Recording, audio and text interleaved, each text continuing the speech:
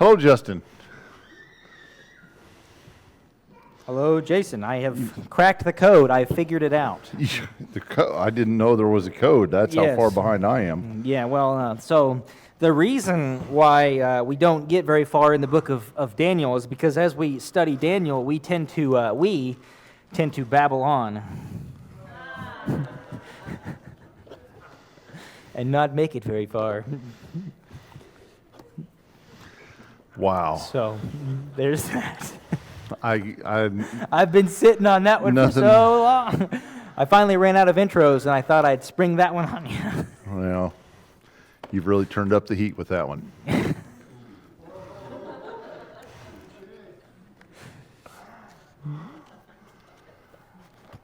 Oh my. I was gonna lead in by saying, how come nobody that comes to our class acts as excited as those two little boys that are leaving this room to go to another class? If we brought you treats, would that help? Snacks? All right, we'll have to remember that. I'm not putting you in charge of the snacks, though. You're in our circle group, and you brew weird stuff. Wow. Well, that's a good intro there. All right, so we are making our way through Daniel, and we wrapped up chapter 3 last week, and have made our way. Got a start on chapter 4, and we ran into some interesting discussion early in chapter 4, and so I don't want to. Let's not rehash that whole discussion, but we'll kind of mention it. We looked at the first three verses, I guess, and there is a footnote that some of the ancient translations or some of the ancient texts kind of separate the chapters differently than we do in our modern Bibles. And so what we see as chapter 4, verse 1 is actually a continuation of chapter 3 in some of those ancient texts. And chapter 4, verse 1 would begin with what we would look at in our Bibles to be in chapter 4, verse 4. And there's some pros and cons to putting that section at the end of chapter 3, because in some ways it does fit as a closing to the thoughts of chapter 3, although we kind of already have a closing thoughts of chapter 3, so it almost kind of doubles up on the closing of chapter 3 if it does that. And then there's definitely kind of a shift in voice, a shift in in verses 28 through 30, it's third person talking about what the king did, and then all of a sudden, there at the beginning of chapter 4 in our Bibles, it begins with Nebuchadnezzar speaking in the first person. So that shift is a little bit weird to me if you leave it involved with chapter 3, but it kind of fits with the voice of chapter 4. So anyway, again, not to rehash that whole thing from last week, I'm happy with wherever. I'm glad it's there. Whether it's the end of chapter 3 or whether it's the beginning of chapter 4 is good. It kind of fits with both, and we'll let it sit there as a bridge between the two. So we did that, and then we looked at what verse did we get to last week? 3. Did we just get through 3? Okay. I mean, I know we started in the rest, but okay. I don't know. I can't remember if we ever even read the next section or not, to be honest with you. I spent so much time reflecting on and thinking about those first 3 verses, I couldn't remember if we got past them or not. So we'll just start there then, is what we should do. If I can't remember doing them, then we must not have done them. That's not really how that works. But if I let my students do that in class, we'd never get past the first lesson. We'd be in chapter 1 all year. All right. So we'll look at Daniel 4, verses 4 through 9. I, Nebuchadnezzar, was at ease in my house and flourishing in my palace. I saw a dream, and it made me fearful. And these fantasies, as I lay on my bed, and the visions in my mind kept alarming me. So I gave orders to bring into my presence all the wise men of Babylon, that they might make known to me the interpretation of the dream. Then the magicians, the conjurers, the Chaldeans, and the diviners came in, and I related the dream to them, but they could not make its interpretation known to me. But finally, Daniel came in before me, whose name is Belteshazzar, according to the name of my God, and in whom is a spirit of the holy gods. And I related the dream to him, saying, O Belteshazzar, chief of the magicians, since I know that a spirit of the holy gods is in you, and no mystery baffles you, tell me the visions of my dream, which I have seen, along with its interpretation. Okay, so another day, another dream. It seems to be if all we know of biblically of Nebuchadnezzar is that he has dreams, it seems like, because that happens in a couple of the stories that we have with him. So, lest we think that it's like something that's happening on a weekly basis for Nebuchadnezzar, I think it might be good to kind of put this in a timeline, although we can't place it specifically like we can with some of the other things that we have sort of dated for us in the text where it says during the first year, the third year, or whatever. This is not given a specific year, but indications are from most of the commentators and people that I read on this is that they put this at the end, towards the end of Nebuchadnezzar's reign, much more so than at the beginning of his reign. Some saying maybe as many as 40 years have passed. Which kind of puts into perspective the way that biblical time flies.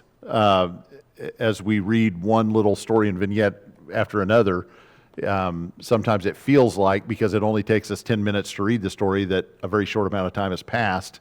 But in reading that 10 minutes worth of biblical text, we might have covered dozens or hundreds of years, maybe even, depending on what section we're looking at. So we can't pinpoint it. We can't say dogmatically for sure, 100% certain that this is, right at the end of Nebuchadnezzar's reign. But people who have studied a lot more than I have and who have a lot of letters after their name tend to put it there. And I think that it's an interesting thing to think about that we could have Daniel having been with Nebuchadnezzar. And we know that Daniel's tenure as an administrator within the kingdom far outlasts Nebuchadnezzar.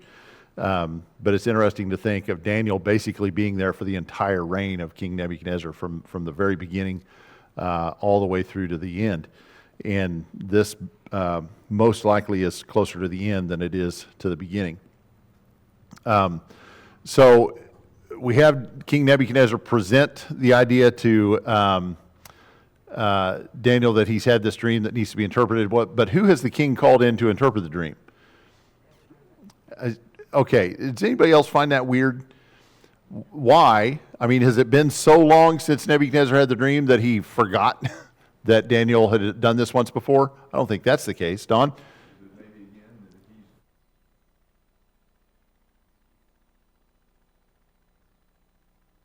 Talk about, there we go. As much as we talk about the absolute power with which a king reigned, and I think it's undoubtedly true that that Nebuchadnezzar had 100% authority and power. There still are systems in place, and if he has advisors in a specific spot whose function it is to do certain things, and he doesn't allow them the opportunity to do those things, then he doesn't make his own life easier. So I think the idea of calling them in, maybe just this was the procedure. I've got a question I need to ask my advisors. Even though I don't think any of them are going to be able to help me, I need to go to Daniel because I know he can. I've got to cover all my bases first, and I've got to go through the channels, even though he's a king and can do whatever he wants. It's in his own best interest if he kind of follows the procedures. Chuck? Curious, this time he doesn't make them tell him the dream. And right. He tells them the dream this time, Maybe he's mellowed with age. Maybe this being later in his reign, maybe he's reflected upon that event and thought, that was pretty unreasonable of me to make him tell me that dream. I don't know if that's true or not, but it is an interesting shift in details that he doesn't make them tell him the dream, that he's willing to tell them the dream and then get the interpretation. And it's interesting that none of them can come up with none of them can manufacture an interpretation for this dream that they are willing to share with him. And whether or not, when Daniel gives the interpretation for the dream, does it sound like, well, yeah, that's exactly what that dream means. That's what I would think it means. But none of the, his all his other advisors are like, I'm not touching that one, King. I don't know what that means. You're on your own. So it's kind of an interesting twist to when you compare the two stories of King Nebuchadnezzar having dreams. So, and that's, that kind of gets into the next line there is, what does he do differently this time? Well, he tells them the dream and asks for their interpretation. And he doesn't overreact, I think, as he did the first time. If you can't tell me the dream and its interpretation the first time, I'm going to kill y'all. And this time, I'm telling you the dream, so it should be easier for you. But if you can't tell me the interpretation, I'm just going to sit here and be sad about it, and I'm not going to kill you. And so, in some ways, maybe he has mellowed with age. Maybe he's gotten a little, a little more patient or something. I don't know. But for whatever reason, he handles it differently this time than he did the previous time. So I'm the blue text, in case anyone was wondering. I wanted to throw that out there. But anyway, so one of the studies that I did for Daniel chapter 4, the commentator there had a heavy dose of governmentalism in this paragraph, in this chapter of Daniel, talking about how this paralleling of the kingdom of Babylon under the rulership of Nebuchadnezzar is similar to the kingdom of America, kind of. But the idea is that the kingdom, namely the king at this point, needs to turn to the only one that has the right answer. And it still seems like that the governments that we have in our day, not just our own, but those around us, they're not looking for the answers in the right places. They go to whoever they will tell them what they want to hear, or tell them something that is, obviously, like in this example, the king is troubled, and instead of coming to someone, that has the answers, instead of looking to God and looking for his guidance, they look anywhere other than with God. But the only answer for us, as a nation, as a world, is to look to God and look to the people who speak for God, instead of going after, again, whoever will tell us what we want to hear. It's phrases mentioned many times amongst Paul's writings of, those who they surround themselves with people that will tickle their ears and tell them what they want to hear. And there was anyways, he made lots and lots of declarations in his approach to Daniel 4 about how our government is running. But the main thing that I think from that I learned, that I think we could too, is, as a nation, that's what we need, is the people of God to stand up and say, this is what God wants for us. And we're that. Well, that's us in that situation. And so I know that the political arena, there are ways in which we can live our Christianity differently. But I think one of the things that is true for all Christians is we need to stand and speak for God, even if it's not a message that people would want to hear. We still need to do it with tact, compassion, and love, but speak the truth in love, even in an aggressive political climate. I like that, stand and speak for God. That idea is that resonates, and it's certainly something that we need to be willing to do in this age, but in any age. Whatever future generation down the road looks up these videos on YouTube, you stand and speak for God too. It should be whatever age we're in, whatever situation we find ourselves in, whether we're standing alone with God or whether we're standing with a group with God, we need to stand and speak for God. That's a good point. How does the king address Daniel? I found that part to be interesting. In verse 8, maybe that's not the address of Daniel, but how does Nebuchadnezzar think of Daniel here? Yeah, but Daniel came in before me, whose name is Belteshazzar. So interesting that, Shadrach, Meshach, and Abednego's names get changed and stick. Their Jewish names kind of get left behind, and then from then on, whenever we see them, we call them by their Chaldean names. Here, it's kind of the other way around. Daniel's Hebrew name sticks, but we kind of get mention of his Chaldean name. but specifically, his name is Belteshazzar, according to the name of my God. And so it's interesting to me that these are Nebuchadnezzar's words. Nebuchadnezzar is recounting this story, and he's recounting it from the other side from the end of the story looking back. And so even getting to the end of the story and knowing what he knows now, even if he didn't know it then, right? I mean, if that makes sense, using Daniel's name that is according to a false god or a pagan god or an idol, and making a point of saying that's what I called him according to the name of my God, even though I know the rest of the story at this point, I know what Daniel's God is capable of and what Daniel's God is going to do for me and to me. It's an interesting little sideline there in the story that the king used his Chaldean name. Don. I think you already said what I was wanting to say, but the word for Lord in that was referring to Marduk, his God. Yeah. And with that being said, I think he's also trying to say, he's the chief, like he says in the next verse. I put him in this position over these guys, and that's, he's supposed to be the chief over these group of guys that follow Marduk. Right. Is the way I kind of took it. But I don't know if that's right, but that's kind of the way I took it. Well, and it is interesting that, Daniel is the chief of the magicians, and there's kind of that indication that maybe Nebuchadnezzar was following the chain of command. He has this, he gives the lower guys down the totem pole a little chance first before he talks to the head guy. And maybe it's because he's speaking to Daniel somewhat in an official capacity here, in a more relaxed environment. Perhaps the king called him Daniel, but here because Daniel is coming in as an official, in his official capacity as the chief of magicians who oversees this department of the government, perhaps that's why the king refers to him sort of by an official title or an official name. And so, it could be something as simple as that. It could be that's what the king always called him. We don't know.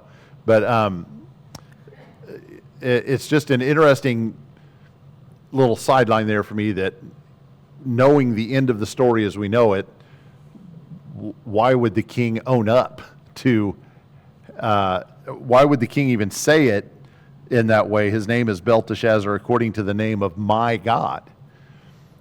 I mean, he's on the other end of the story telling this back now. And so he doesn't say which was his name according to the God I used to worship, or according to the God of my people, or according to, the false God, but according to my God. I don't know, maybe if I was Daniel, it would probably, it would rub me the wrong way being called chief of magicians. I think probably he felt that he would think that, that his role would be a little different than that, than being chief of the magicians, And maybe he saw his role more of keeping them in check, or keeping them from getting into too much trouble, or keeping them from exercising too much authority. But however he fulfills that job description, he does so faithfully. I mean, he does so in a way that still allows God to view him as a faithful servant. So I think that could be and again, we're getting my love for speculating here about stuff that we really can't nail down, but it would be an interesting kind of mental exercise to think about all the things that all the positions that Daniel could be put into as a servant of a pagan king, but Daniel seemingly remains faithful through it all. And what are the requirements that a pagan king might put before Daniel that Daniel somehow has to navigate in a way that he doesn't defy the king, but also doesn't defy his God? And so, and the reason that could be an interesting mental exercise for us is because of the very types of situations we might face in our own jobs or our own personal lives or whatever, with family or friends or bosses that don't believe the same way that we do, and we have to kind of navigate those relationships within the context of staying faithful in our relationship with God. Don? Kind of goes back to what we were talking about earlier in the chapters where, it's God's providence. God put him in that position. Sure. He's there for a reason, just like Esther was, and the same reason Esther was in the position she was as queen. So Right. God has something, in store for the whole thing going on here, obviously. So. Yeah. I think you're exactly right. And God, Satan tempts us with the expectation or the hope that we will fail. God tests us with the hope and the expectation that we will succeed. So when God places Daniel in these positions of authority or in these positions that he's in, God does so with the expectation and the hope that Daniel will succeed and remain faithful. And Daniel proves himself to do that very thing over and over again. So, I think there's a fine line there for us sometimes when we find ourselves in specific situations. Sometimes it feels like tempting. It feels like temptation because there's a call to do something to compromise our beliefs, but perhaps it's not a temptation, perhaps it's a test. And the test is that God expects us and knows that we can, with his strength, overcome and be able to succeed in that situation. And so Daniel is and he's a champion of that throughout his story, that he is constantly put in difficult positions and constantly does the right thing. And what a great example he is for us in that. Okay. Well, it's time to get into the dream itself, which is kind of a little bit of a more lengthy section, but we'll take the whole dream at once, and then we'll kind of parse that out a little bit and talk about the details. Now these were the visions in my mind as I lay on my bed. I was looking, and behold, there was a tree in the midst of the earth, and its height was great. The tree grew large and became strong. Its height reached into the sky, and it was visible to the end of the whole earth. Its foliage was beautiful, and its fruit abundant, and in it was food for all. The beasts of the field found shade under it. The birds of the sky dwelt in its branches, and all living creatures fed themselves from it. I was looking in the vision in my mind as I lay on my bed, and behold, an angelic watcher, a holy one, descended from heaven. He shouted out and spoke as follows: "Chop down the tree and cut off its branches. Strip off its foliage and scatter its fruit. Let the beasts flee from under it and the birds from its branches. Yet leave the stump with its roots in the ground, but with a band of iron and bronze around it in the new grass of the field. And let him be drenched with the dew of heaven, and let him share with the beasts in the grass of the earth. Let his mind be changed from that of a man, and let a beast's mind be given to him, and let 7 periods of time pass over him." This sentence is by the decree of the angelic watchers, and the decision is a command of the holy ones, in order that the living may know that the Most High is ruler over the realm of mankind, and bestows it on whom he wishes, and sets over it the lowliest of men. This is the dream which I, King Nebuchadnezzar, have seen. Now you, Belteshazzar, tell me its interpretation, inasmuch as none of the wise men of my kingdom is able to make to me known the interpretation, but you are able, for a spirit of the holy gods is in you. Okay, so the king's dream, just kind of the big picture. He dreams about a big tree. The last time he dreamed that we had, there was something big in that dream as well. It was a big statue that stood up above everything else. But this is a tree that stands up above everything else. It's visible from all in the forest, and from the top of that tree, you could see everything around you. And so he sees that tree, and he goes into detail about what that tree does. It provides shade and cover for the animals that live around it, and it's a nesting place for the birds, and it's a prominent thing, not just for its size, but for what it does as well. The shelter it provides and the service it does for those that are under its care. And then he hears the voice of an angelic watcher. This is a dream. And so dreams, if you've ever had one, can be weird.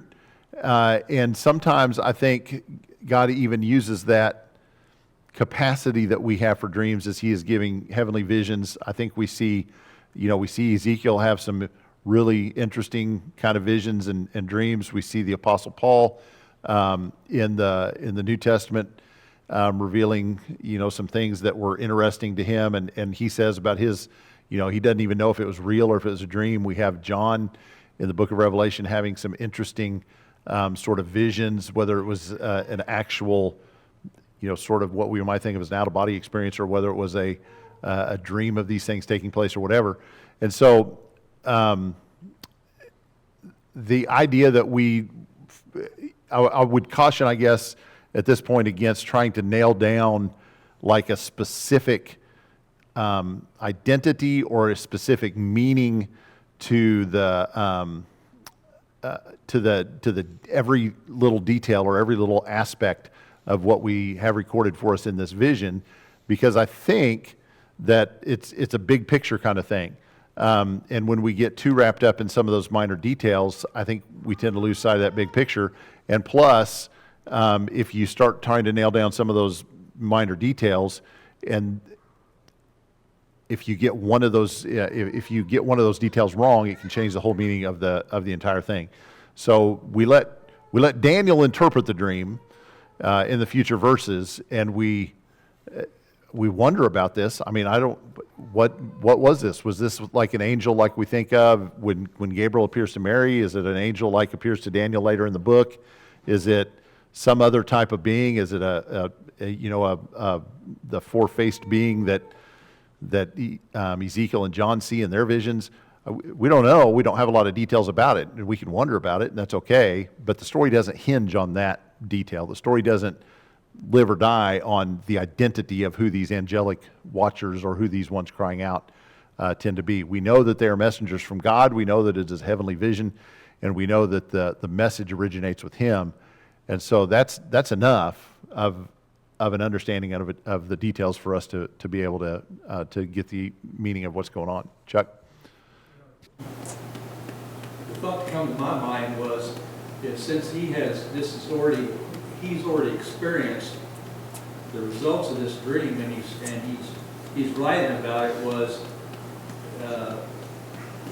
maybe he described this because of the experience that he had. And, when he looks back on it, he realizes what this was, and he puts a label on it that way. So it's a little bit of hindsight in being able to identify, who's doing the speaking or where that voice comes from or whatever. That's a possibility, I think.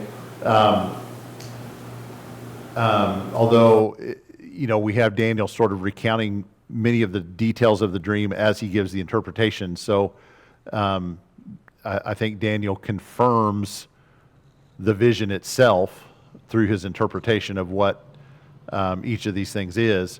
And so I think the recounting of the dream is fairly accurate, and based on the interpretation that Daniel gives.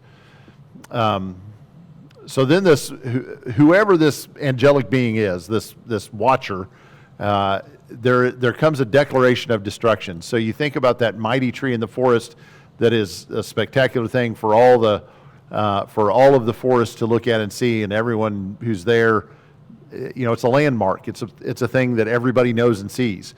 And then the decree is given that it's got to come down. It's going to be chopped down and destroyed, and not because there's, it's not like the tree dies and it's time to take it down, or the wind blows it down or something like that. We have what appears to be the best tree in the forest, what appears to be the healthiest, strongest, tallest, best tree there is, and the decree is get rid of it, take it down. And the reason is given for why it was to be taken down. It says, the decision is a command of the holy ones, in order that the living may know that the Most High is ruler over the realm of mankind, and bestows it on whom He wishes, and sets it over the lowliest of men. And so there is a message in the taking down of the tree. It's not just being done on a whim. It's not just being done for vengeful or spiteful reasons. We're jealous of the tree and its glory, and so we're going to get rid of it because we are having spiteful feelings. It's being done for a specific reason, because the tree is taking away or is defaming in some way the glory of the true king. And so the tree cannot be allowed to stand, because to allow the tree to stand would be to do an injustice to the one who truly reigns. And that there's a difference there between taking it out because I'm mad at it and I don't like it, versus if it stands, it's an affront. It's a disrespect to the one that everybody should be looking to, that everybody should be turning to should be turning their attention to. So that reason is an important part of the dream. Well, I think we've already talked about it a little bit, but at the end here, Nebi, he says, this dream I saw, and you tell me the interpretation. He has a lot of faith in Daniel. He tells him, my wise men can't do it, but you are able. You are able to do this. Obviously, he's got a track record. Daniel's done this before. The king has a troubling dream. I think there's many of these that happens. And, Daniel can interpret it. Daniel can give him, the answers that he seeks. But the reason that he gives There we go. Again, this is one of those interesting times where you also have those times in Scripture, but it's Nebuchadnezzar, after the fact, reciting what was going on at the same time. And so we've dealt with that a little bit before about, Daniel's name, but Nebuchadnezzar says, the spirit of the holy gods is in you, which is an interesting declaration based on their belief system.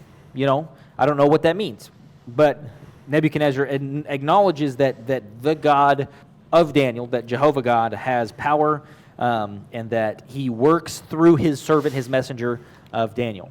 And so he has full confidence and belief that Daniel is going to interpret the dream. So you're able to do it, tell it to me. Again, not under threat of death, but he still has confidence in Daniel. Yeah. It is interesting in light of what we're studying on Sunday mornings and preaching through here this year with looking at the Holy Spirit, kind of that phrase that Nebuchadnezzar uses at the end there, where he says, you are able, for a spirit of the holy gods is in you. We've been studying the Holy Spirit of the one God. And so those aren't the same thing. A spirit would be, a manifestation of one of many different manifestations of one of the many different gods that we recognize and worship in their pantheon of gods that they had. And so, in what Nebuchadnezzar feels like he is saying as a compliment, as a blessing, as an acknowledgement of Daniel's power to the ears of one who believes in the one true God and understands who the Spirit of that one true God is. This really isn't. It's not that nice of a thing to say. It's a blasphemous thing to say.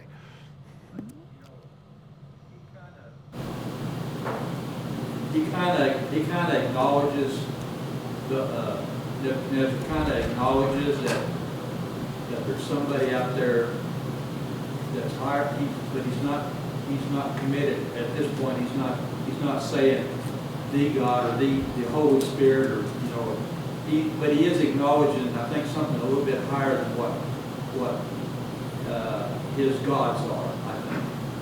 Yeah, I think. Again, I'm so conflicted about Nebuchadnezzar. I want him to be one of my favorite Bible characters, and then I read some things and I think, well, he's one of the worst ones there was. And then I read some other stuff and I think, well, maybe he wasn't so bad. And I really want to cheer for him, and I really want to. I'm pulling for him to do the right thing, and I can't quite decide, as I think some of the discussion and questions that I put in here reflect. but he does seem to acknowledge, even, however in his mind this works, his God is still his God, and Daniel's God is Daniel's God, and I recognize that Daniel gets a lot more out of his God than I get out of mine, but I haven't given up on my God yet and adopted Daniel's God. And so that part is frustrating to me as I read through, because it seems so obvious, but what are you going to do? So, Jacob?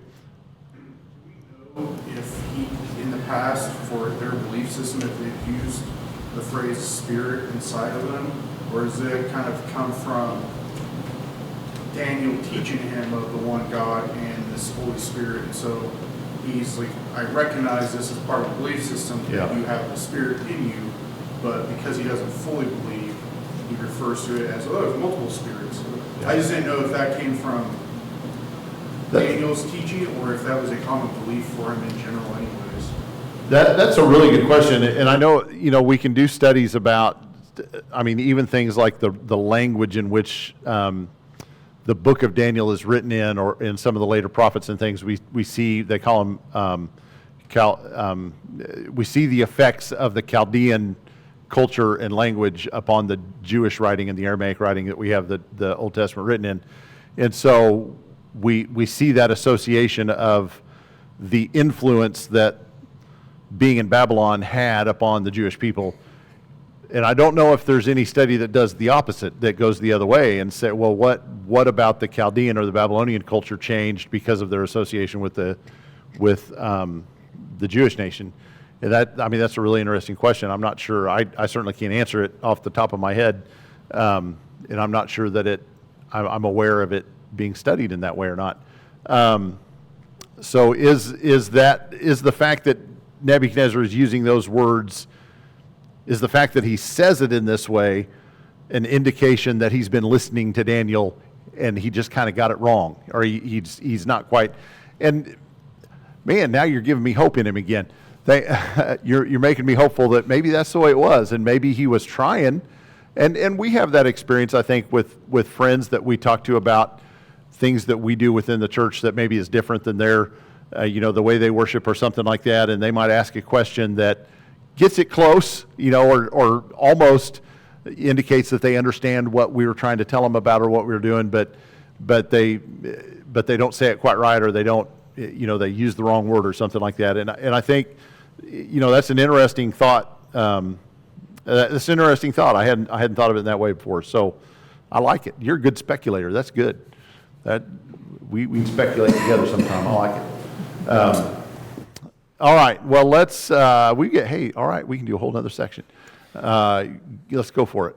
The Daniel, whose name was Belteshazzar, was appalled for a while, as his thoughts alarmed him. The king responded and said, Belteshazzar, do not let the dream or its interpretation alarm you. Belteshazzar replied, My lord, if only the dream applied to those who hate you, and its interpretation to your adversaries. The tree that you saw, which became large and grew strong, whose height reached to the sky and was visible to all the earth, and whose foliage was beautiful, and its fruit abundant, and which was food for all, under which the beasts of the field dwelt, and in whose branches the birds of the sky lodged. It is you, O king, for you have become great and grown strong, and your majesty has become great and reached to the sky, and your dominion to the end of the earth. In that the king saw an angelic watcher, a holy one, descending from heaven and saying, Chop down the tree and destroy it, yet leave the stump with its roots in the ground. But with a band of iron and bronze around it in the new grass of the field, and let him be drenched with the dew of heaven, and let him share with the beasts of the field until 7 periods of time have passed over him. This is the interpretation, O king, and this is the decree of the Most High, which has come upon my lord the king, that you be driven away from mankind, and your dwelling place be with the beasts of the field. You will be given grass to eat like cattle, and be drenched with the dew of heaven, and 7 periods of time will pass over you until you recognize that the Most High is ruler over the realm of mankind, and bestows it on whomever he wishes.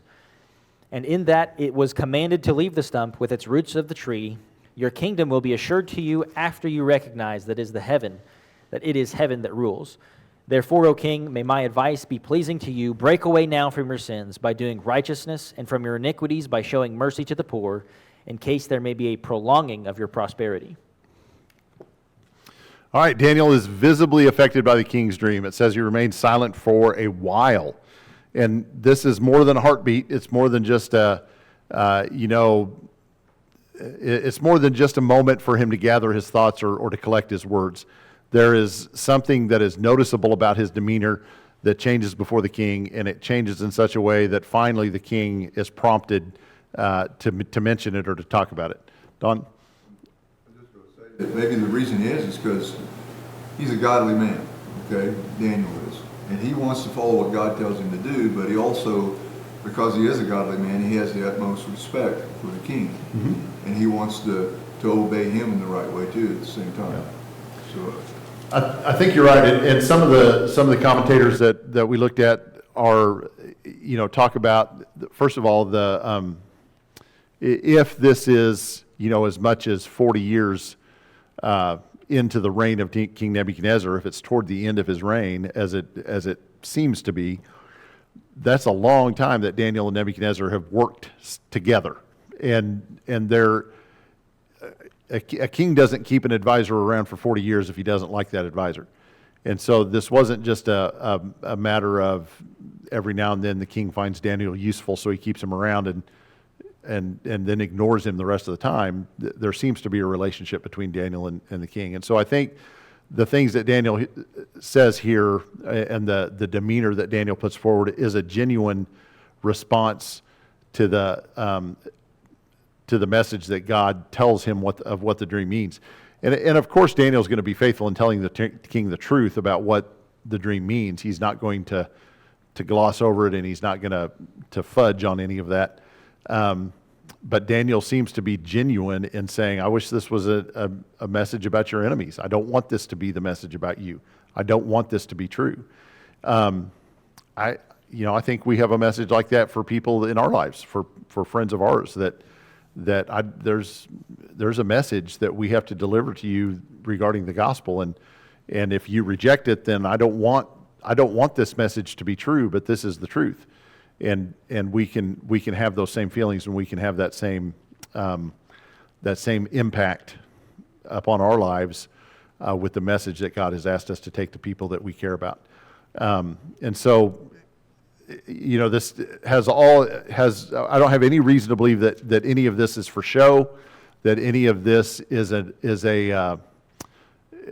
some part of Daniel giving false pretense or saying, I just don't want to have to give you bad news, King, and pretending like it's bad when he really doesn't feel that way. I think this is all very genuine, and that Daniel is upset by the message that he has to give. A couple of things about the way that Daniel describes the dream, and as he gets into it, and he says, the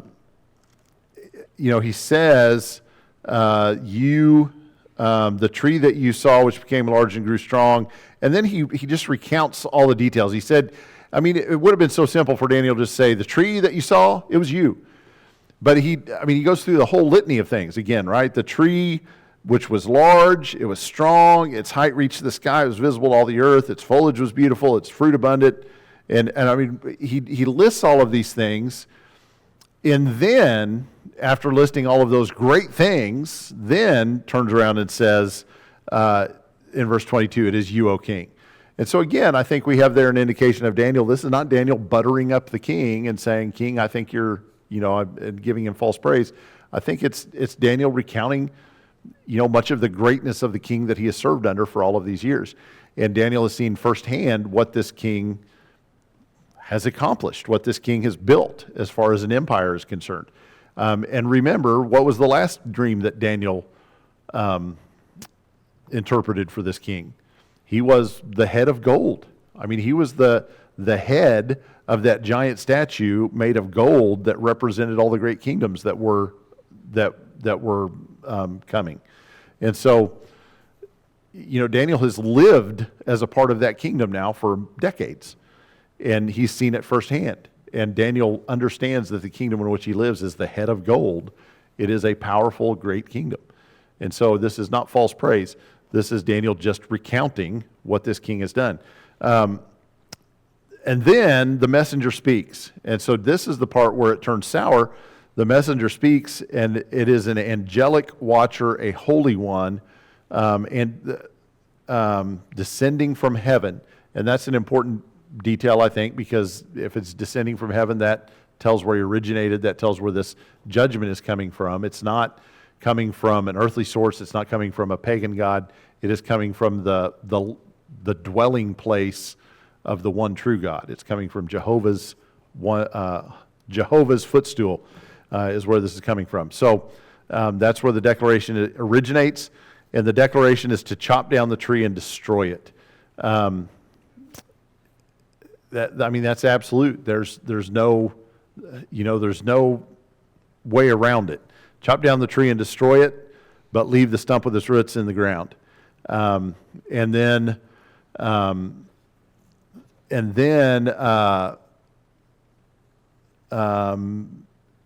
the new grass, and let's see, with a band of iron and bronze around it in the new grass of the field, and let him be drenched with the dew of heaven, and let him share with the beasts of the field until 7 periods of time pass over him. So 7 periods of time. So how long is that? Long enough for your fingernails to become like talons and your beard to get long. Okay, so I think this is, again, one of those details where if we get caught up in there trying to be some specific, super accurate recounting of the exact number of days or exact number of years or whatever it is, I think we miss the point. In apocalyptic language, what does the number 7 mean? Complete. It's long enough for the message to sink in. It's long enough for Nebuchadnezzar to get the point that God is trying to make. Whether that's a year or 5 years or 7 years or whatever it is, it's however long it needs for that to take place. My dad was good at that. To go sit in your room or in the corner or go cut wood or whatever it is until you figure out why I'm mad at you, kind of thing. And you'd be surprised, the worse the punishment, the quicker I figured it out. But for Nebuchadnezzar, the punishment is it's going to last until you figure out why you're here.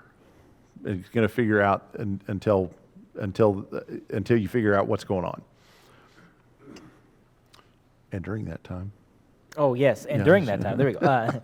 But, I mean, it's self-explanatory, but the thing that I really wanted to emphasize here is that, and I think Jason has mentioned to this a couple different times, we've talked about the summarizing of chapter 4, but during that time, the kingdom continues without it. During that time, I mean, God is showing that the kingdom is not based on you, O Nebuchadnezzar. You think you're going to, we haven't even got to the part where he's boasting to himself and looking at the castle and looking at all the things that he has built and how majestic he is.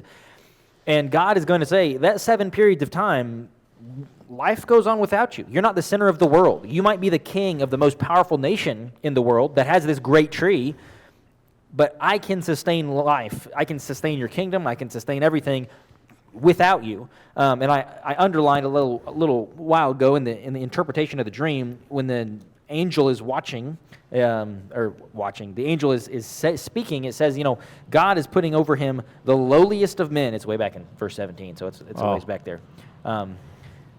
The angel says the Most High is ruler over the realm. I mean, he can sustain your kingdom, but he's going to bestow the kingdom on whom he wishes, and sets over it the lowliest of men. And I mean, that's the exact opposite of what Nebuchadnezzar is going to be saying in his mind when he gets to verse 20, 29, 30, and 31. While he's talking about how great he is, and the watcher, the angel, is saying, you know what, you're the lowliest of men. Right. And your kingdom is just fine without you. Nebuchadnezzar thinks you might be the center of the universe, the center of the world, but life goes on. Even if you're going to be gone for 7 periods of time, your kingdom can survive without you. Yeah. I think that's such an important point that God sets go through, how many biblical examples can we list? I mean, Moses was a rejected ruler who spent 40 years as a shepherd, and he had a speech impediment, and God used him to lead the nation.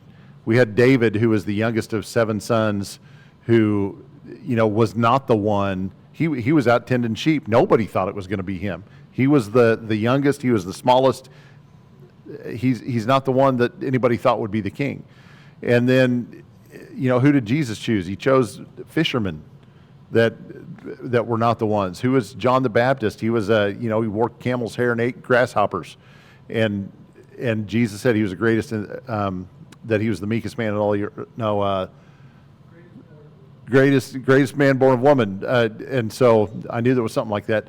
But all these people that God elevates into positions where He can use them are very, very often are not the people that we would sit back and say, yeah, that's the guy, that's the one that God is going to use because he's the best speaker, or he's the most talented, or he's the smartest, or he's whatever. God has different criteria than us, and God is going to bestow it on whom He wills, and then He's going to use people as He will use them. And we need to agree to be used as God will use us. And so all of these people that God used in these ways were willing to answer the call. They were willing to do what God called them to do. And so it's interesting. In some cases, God used people like Nebuchadnezzar, who had no idea who God even was, but God still used them. In other times, to do great things, God uses people who are not the people we think they are, but they are willing to be used. Johnny. I think it's kind of interesting that in verse 16, he says that he's going to change his mind into the mind of a beast, but then he's going to stay in this condition until he figures it out. Well, how does he figure it out if his mind is the mind of a beast? Well, I think there would have to have been some capacity for reason left within him, or there's simply an ability for God to know when that amount of time has passed for Nebuchadnezzar to be able to get the message, and God flips that switch back on, and Nebuchadnezzar in that moment looks back and looks at what he's become and realizes, I just spent the last however many years out here eating grass like a cow, and I'm the king, and I shouldn't be out here. This is ridiculous. And so whether he had full consciousness during that time and was able to think about it for that whole time, or whether God flipped a switch for him and he recalled it back, and then he had an understanding. I could go either way with that. I'm fine with either. But it was by God's decree and by God's sovereignty that he did it. And finally, Nebuchadnezzar is going to understand that that's the case. And one thing we didn't is the shift in voice of the angelic watchers. Leave the stump with its roots in the ground, with a band of iron around it in the new grass of the field, and let him be drenched in the dew of heaven. You had underlined that in the text, and I thought that was a really good point, that the voice changes there. And then when Daniel gets to his interpretation, he kind of follows that same progression. In verse 23, he's talking about the band of iron around it, new grass of the field, and then let him be drenched with the dew of heaven. So Daniel even mentions that in the interpretation, that it is the him is the king, right? So Daniel recognizes that. We'll start next week with Daniel's advice to the king, because the story has not yet been written, right? We'll look at what that means. The finger, the finger. Oh yeah, I can't do that. Meanie, tickle, you farson. All right.